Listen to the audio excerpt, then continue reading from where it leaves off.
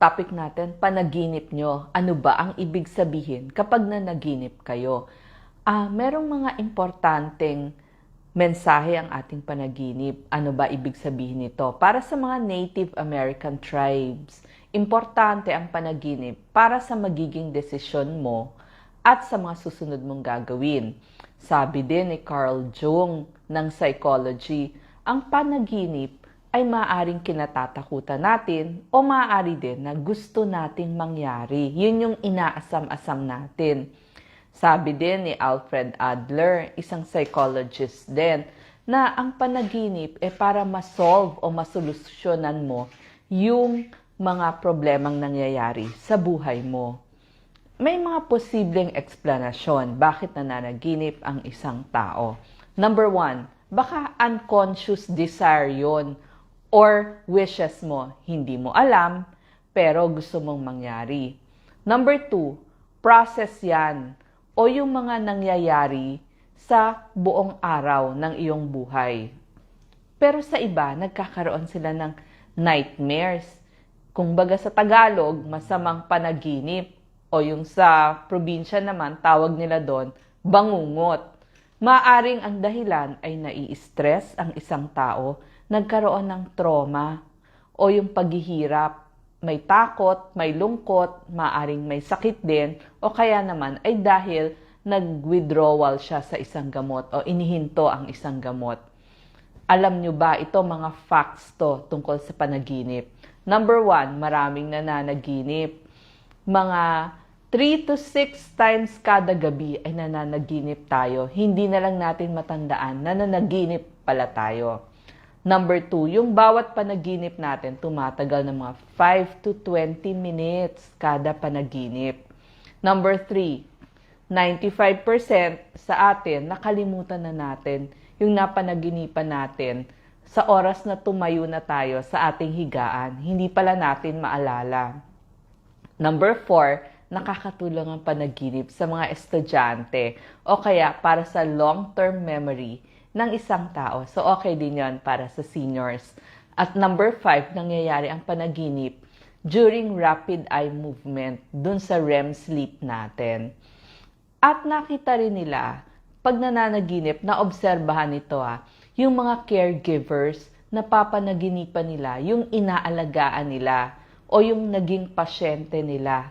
Maaari kasi na may gusto pa siyang gawin para dun sa kanyang pasyente. O kaya naman yung mga namatayan. Hindi ba sasabihin nung kamag-anak, naku, napanaginipan ko. Kasi nakita nila sa pag-aaral, 58% ay nakakapanaginip dun sa mga naiwan nung namatayan. Meron ding madalas o kaya naman madalang na pagpanaginip, may masaya o malungkot ang kanilang napanaginipan tungkol dun sa namayapang kamag-anak nila. Pag pinakwento mo, sasabihin nila, parang nandun siya sa kabilang buhay o kaya may mensahe na gustong iparating dun sa mga buhay. Di ba pare-pareho yung mga naging kwento nila?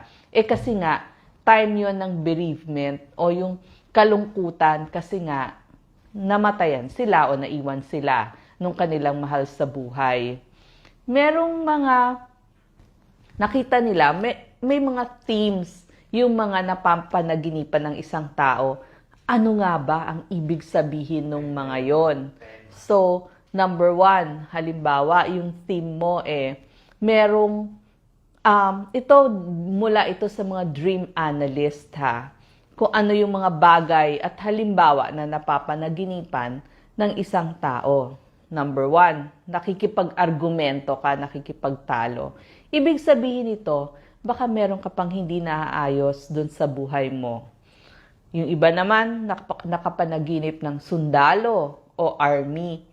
Baka nag-aalala ka or kaya takot ka. Yung iba nga yung mga post-traumatic stress disorder, yung naka-witness ng war, lagi yon pabalik-balik nilang napapanaginipan.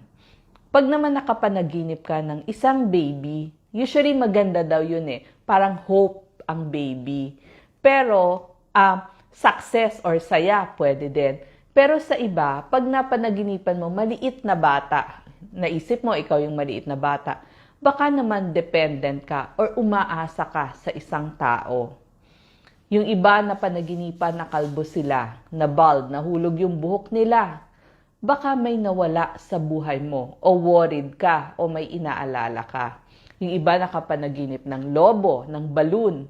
Baka may gusto kang abutin or parang may hinahabol ka. Yung iba nasa handaan, ito madalas to. Di ba parang may kainan, may party, may handaan, andun ka. Ito ay senyales ng hirap ka sa buhay ngayon, maaring kulang ka sa pera, o kailangan mo ng pagmamahal o atensyon. Yung iba na panaginipan, naliligo daw sila. Parang ibig sabihin nun washing may hinuhugasan. So baka kailangan mong magpatawad sa isang tao. May isa naman, dugo or bleeding. Parang nagbi-bleed siya.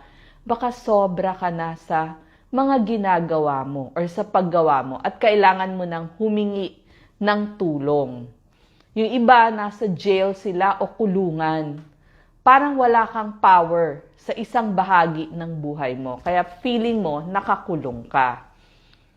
Yung iba, nakakapanaginip ng sementeryo. Pag magandang sementeryo, okay lang yon. Parang may pag-asa sa hinaharap kung maganda yung sementeryo. Pero kapag pangit na sementeryo yung napanaginipan mo, baka may problema kang malaki na kailangan mo pang pagtrabahuhan maigi. Yung iba, di ba, nagising kayo, umiiyak kayo. Yung umiiyak, ibig daw sabihin, parang may healing na nangyayari sa iyong sarili. Parang healing, nagagamot ka. So, nalalampasan mo na yung mga pagsubok sa buhay mo. Yung iba naman, namatay. Baka nag-aalala ka, nag-iisip ka ng kahirapan ng buhay. Yun daw yung meaning, yung may namatay. Yung iba naman, nalulunod. Parang sila yung nalulunod. Maaring marami kang trabaho, kailangan mo ng tulong o hindi mo kayang gawin mag-isa ang isang bagay. Yung iba nasa lindol, earthquake, baka nai-stress o ninenervyos. Nag-aalala ka sa isang tao, pwede din yon. Yung iba naman, ito, baka sa mga students, feeling mo nasa exam ka o nagte-test ka. Laging nangyayari yan Ang ibig sabihin daw, nahihirapan ka sa buhay mo. Sa pag-aaral? Hindi lang sa pag-aaral, pati sa buhay. Kasi may iba, hindi na sila nag-aaral, pero feeling nila nagte-test sila. So parang dumadaan sila sa isang hirap. Yung iba naman na panaginipan, nahulog sila. Baka may problema ka at kailangan mong humingi ng tulong. Ito, multo. Nakakapanaginip ka ng may multo, may ghost. Baka may bumabagabag sa'yo. Meron kang iniisip, may something bothering sa iyo. So, or kaya meron kang bagay na ayaw mong harapin. Kaya parang multo yung nakikita mo. So, kailangan mo or in denial ka. Ayaw mong aminin. Baka yun yung meaning din, kaya ka nakakapanaginip ng merong multo. Multo ng isang bagay. Ito maganda. May ginto ka na nakuha. Ibig sabihin, may ability ka na pala. Maabilidad ka na. Or nakuha mo dahil sa iyong ability. Yun ang ibig sabihin nun. Yung iba naman, nasa isang isla sila, island.